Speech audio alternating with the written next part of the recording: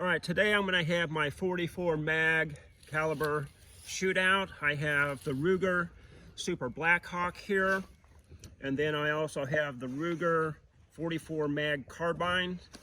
So we're going to shoot these, we're going to load them up, and I'll let you see what we got.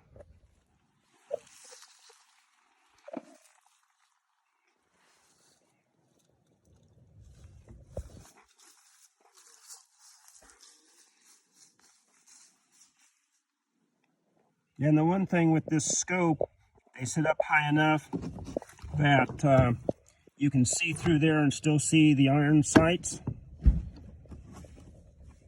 I'll turn these over for you. All right, so here's the other side.